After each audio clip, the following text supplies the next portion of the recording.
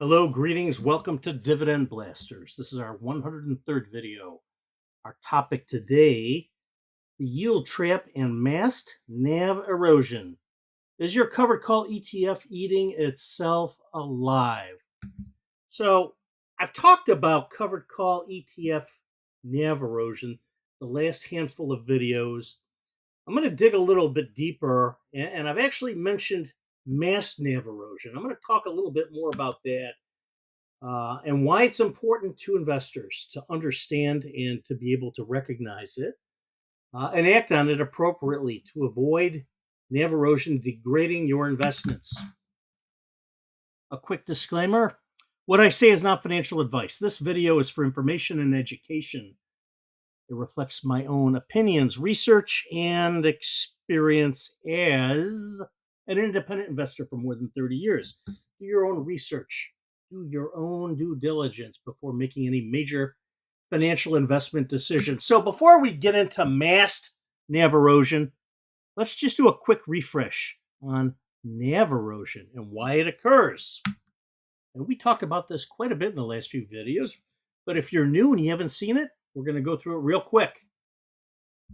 NAV erosion is the gradual decline in the net asset value, or the NAV, per share of a fund. This is often observed in income-focused options ETFs or covered call ETFs when a fund pays out more in distributions, usually monthly, now sometimes weekly, than it generates in options premiums or asset growth. Very important, both options premiums or asset growth. These really go hand in hand.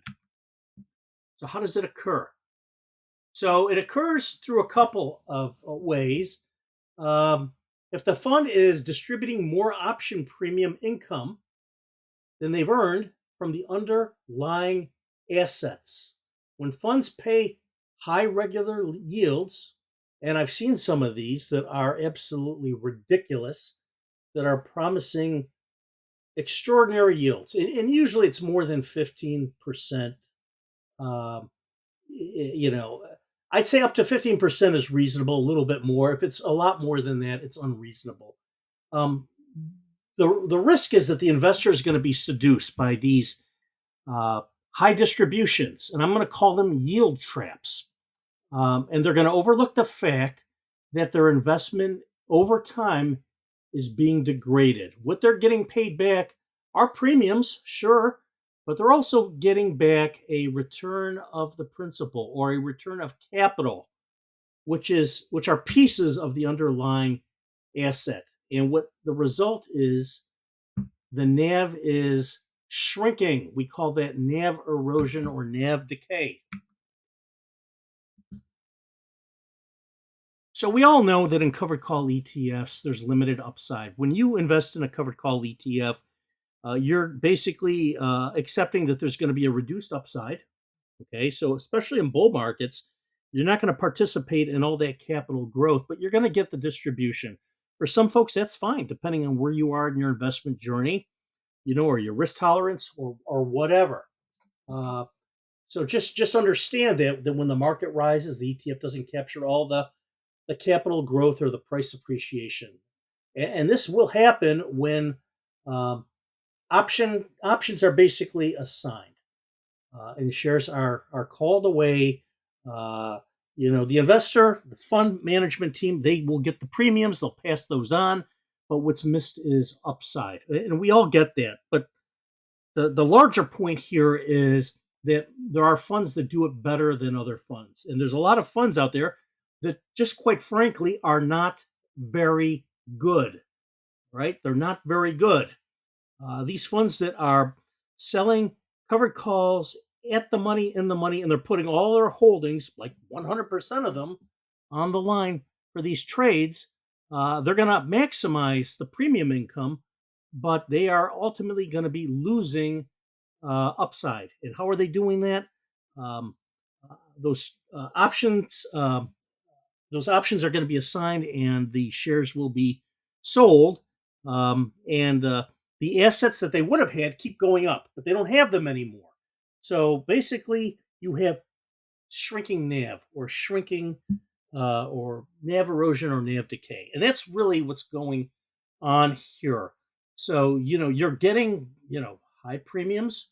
You're also likely, as the NAV shrinks, going to be getting a return of capital. That's really what is going on. Underlying asset decline. That's basically what I just said. Ultimately, as the net asset value of the fund shrinks, the fund managers are not going to be able to sustain high distribution yields from the premiums alone. They simply will not have the asset base to sustain that. The only way to make the distribution is to sell off more of the assets, and then you have a shrinking NAV. And how does this occur?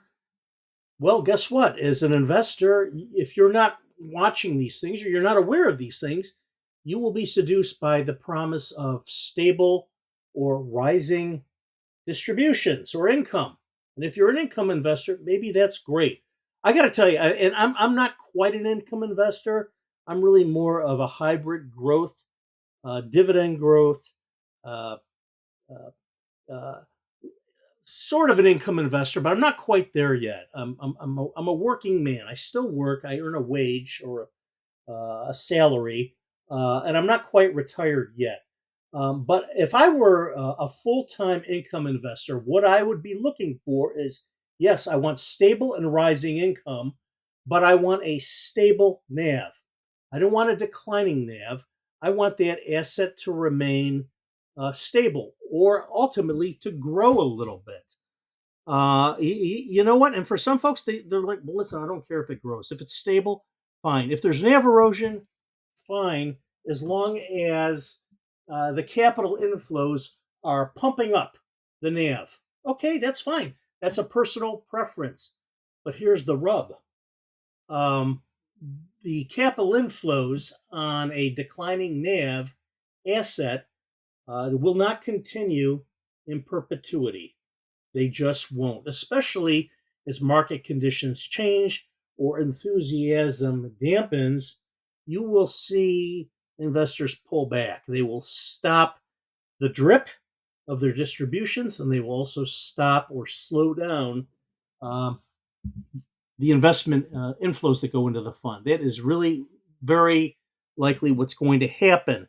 And the fund management team will have no choice but to return capital to sustain these high distributions. How do they return the capital?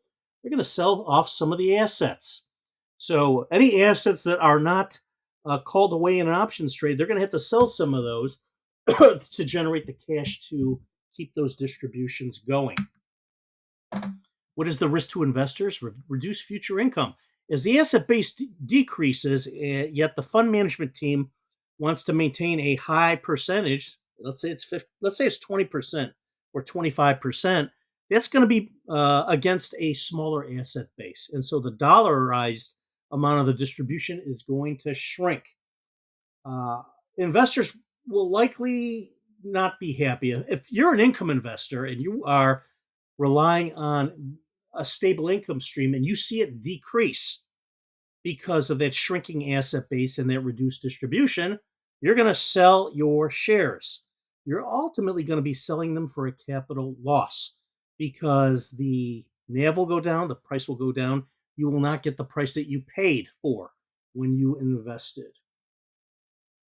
Misleading yield numbers. And I talked a little bit about this. Uh, Basically selling off the assets to keep those high yields to sustain them. Ultimately, you have a declining base, and the distributions will diminish. Okay, so that's a quick refresh. Let's just talk about three fundamental questions. Why invest in a covered call ETF? What should an investor expect or to get out of a covered call ETF? And when is it best to invest in a covered call ETF? And why am I doing this? I want to reset things a little bit. In the last video, I got some, comments I thought that were a little bit uninformed, and that's fine. People, they if they're income investors, and if they, want to get those income streams, I just want them to be aware of this stuff. and just to enlighten folks. And you know what? If you're okay investing in an ETF that has a declining NAV, um, more power to you. I wouldn't do it. That's just me. This is not advice. This is only, as I said at the beginning, my opinion. All right, so I'm going to answer these questions. So, why invest in a covered call ETF? Well, you know what? And I invest in a handful of them, but the ones I invest in, they have a growing NAV. They're not significantly growing, but they're stable or they increase a little bit. This appeals to income focused investors. Okay, basically, you want that regular cash flow that the management team is generating by writing these call options within the fund. But there are risks and there are trade offs that you need to understand. I'm going to get to those. But the key benefits: enhanced income. Maybe as an investor, you are retired or you're close to being retired, or you are just very conservative and you don't want a lot of volatility and you want that cash coming in. Okay, but you want a stable stream. You don't want a diminished stream of cash. If you're expecting X dollars to pay off certain bills, you don't want it decreasing because the distributions are decreasing because of a declining NAV. And when you have a declining NAV, ultimately those distributions will shrink. And also the simplicity. If you don't want to write options on your own stock holdings, a covered call ETF is a great way to do it. And like I said, there's some really good ones out there, and I invest in a handful of them. But there are a lot that are really not very good. I can't say that strongly enough. You know what? And folks may disagree with that. And hey, you know what? If you do, fine. You know what? Switch off the video. But if you want to learn more, I'm here to share that information with you. So, key risks and trade-offs of a covered call ETF. I already talked about the capped upside potential. You're getting the distribution. There's always going to be capped upside because of the nature of writing options. Some of them are going to be called away, and uh, upside will be missed. That's just what's going to happen. And as a result, if you're in a wildly successful bull market, the fund's going to underperform. It's not going to perform like an index fund. It's not going to perform like a growth stock that is taking off. It's just not. The trade off is you're getting that distribution. If you're an income investor, you're not really a growth investor anymore. And I get that. Another risk, and I think I hit this pretty hard: return of capital. That is a risk. When you have a declining or diminishing asset or assets within a fund, the management team may pledge, hey, we're going to go ahead and generate 25% distribution annually because this is what we've always done and this is what we're going to continue to do. They're not going to be able to sustain that with a diminishing base. As the asset base diminishes, there's going to be less capital to draw on, less assets. They're going to have to basically rely on selling off some of those assets. They have to sell off some of the stock to generate the cash. And when they do that, they pay out that distribution from that return of capital, the base shrinks. Also, there's higher fees, and we all know that these covered call ETFs have higher net expense ratios, much higher than an index fund. We accept that, and of course, when you're investing in a stock, a growth stock, you're not going to get these distributions, but there are no fees. Anyway, when is it best to invest in a covered call ETF? It's best when the markets are flat or they're choppy. And also, it's best if you are an income focused investor. Okay. And I love covered call ETFs and I like to get the distributions. But what I don't like are diminishing distributions. Now, let me say this: you will not always get the same distribution every month, even with the very good covered call ETFs. They go up and down. They go up and down, not really based on the dividends of the underlying stock, but it's just based on the market and how the options trades are going. So they can go up and down a little bit. But what I do not expect to see, if I'm an income investor, is a precipitous decline in distributions. Okay, and if I see a precipitous decline in distributions, if I see that the NAV is going down precipitously, that is NAV erosion. So as an income investor, I'd be very sensitive to that. And that's why I'm very picky about which covered call ETFs I invest in. So when do you avoid a covered call ETF? When you're in a bull market, when you are experiencing a strong market growth. Now, guess what? Does this mean, we're in a bull market? Am I divesting all my covered call ETFs? No, I'm not. I have some, I have a sizable amount in that, but that's not all I invest in. I invest in growth stocks. I invest in index funds that are tied to the S&P 500, SPLG, VOO, as well as the NASDAQ 100, QQQM. And those have lower expense ratios, and I'm getting more capital growth from those.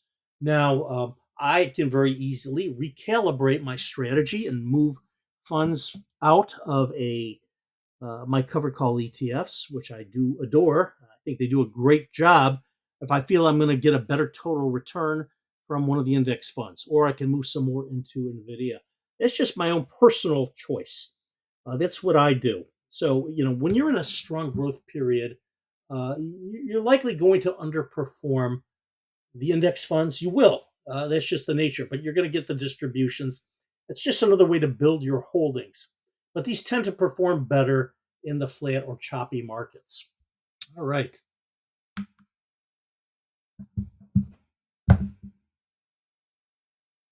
So, as a covered call ETF investor, what should you expect? You want that consistent income. You want that distribution to be consistent and stable. You don't want to see huge volatility. You don't want to see huge dips in it. You want moderate volatility in the performance of the fund.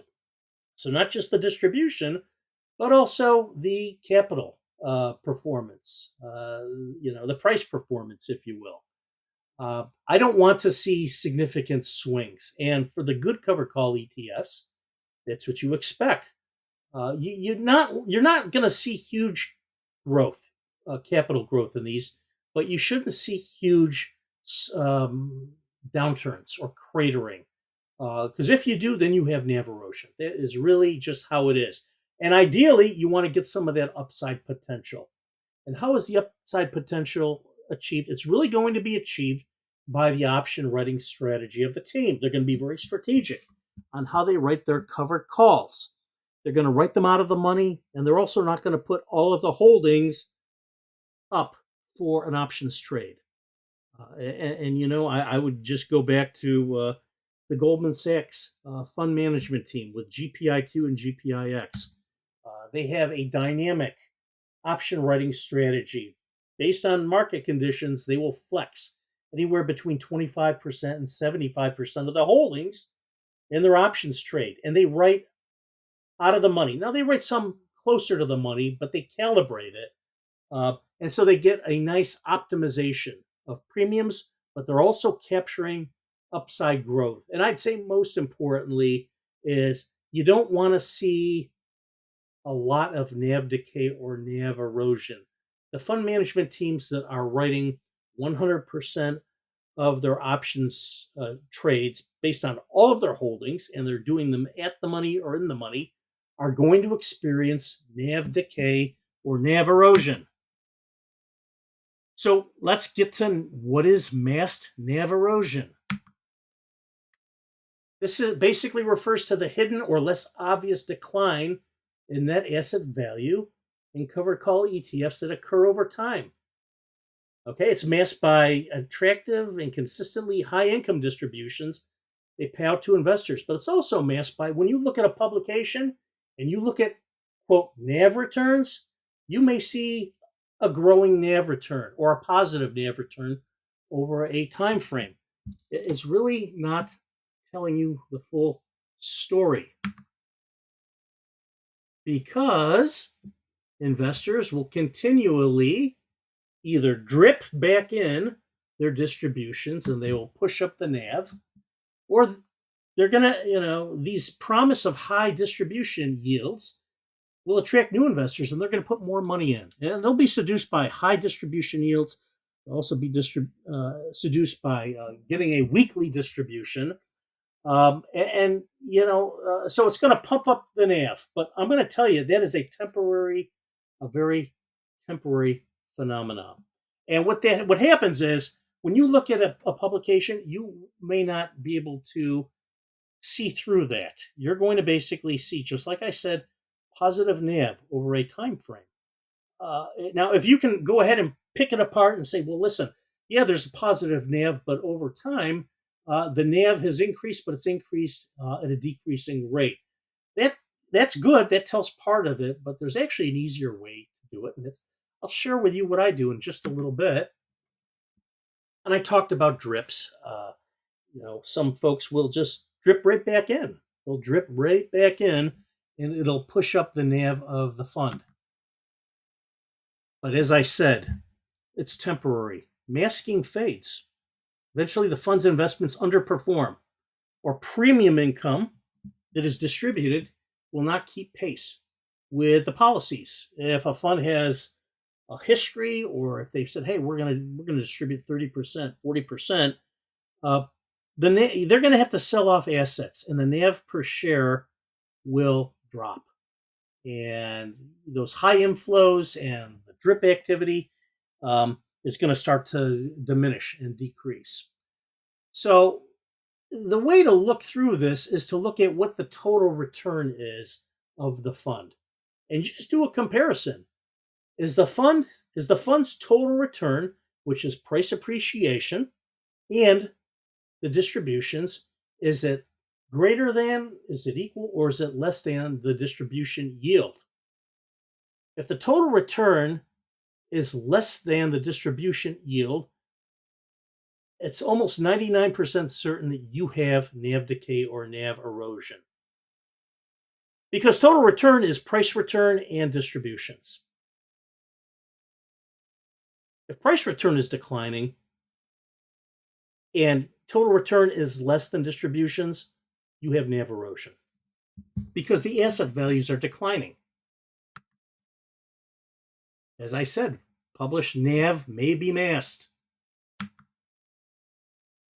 So, like I said, you can look at multi-year total return versus distribution yield. I look at Morningstar, but I also look at Seeking Alpha. I'd say the total return um, information is a little bit easier to sift through. The NAV information is a little bit better in Morningstar, but again, there is a little bit of masked NAV erosion there that you can't quite always see. I already talked about return of capital. Um, and sometimes there's charts there that basically will show NAV per share charts, but I don't see a lot of these. Fund management companies don't like to advertise this, and NAV erosion in independent publications like Morningstar, sometimes it's hard for them to pierce that veil. So, like I said, distribution yield versus total return. If the distribution yield is greater than the total return, this means that the payouts are exceeding what the ETF is actually earning from the capital gains in the market, from the premiums that they're generating, as well as the dividends. And then you basically have NAV erosion. And the way they are keeping up, if they can keep up, at least for the time being, with their policy of or their promise of generating high distributions, is ultimately to sell off some assets, eat into the underlying principal, and then shrink the NAV. And that's really what happens. You can look at some of the data. I'm providing a little bit of data here. This is from Morningstar, and Morningstar is a great publication. I love Morningstar. If you look at the NAV is increasing. Everything's increasing over time. If you look at the table, take a look at trailing returns, total return percent over the different time frames. You're basically seeing positive numbers, percentage, by day, by week, by month, okay, by 3 months, year to date. um, 3 years. So I mean, they're all positive. And looking at this, it looks like, hey, you know what? QYLD, which I'm going to be very frank here, has NAV erosion. They just do, and I know that because the total return is less than the distribution yield. But looking at this, it's hard to tell that. Maybe you can pick apart and say, well, listen, I'm looking at the 5 year or I'm looking at the 3 year and I'm looking at the 1 year. It looks like the 1 year NAV return is down from the 3 year. So maybe there's NAV erosion. And year to date, it's much less, but that's not a full year. So it's kind of hard to tell. It's kind of hard to pick that apart. So to me, what I do is I like to look at total return and I like to look at distribution yield.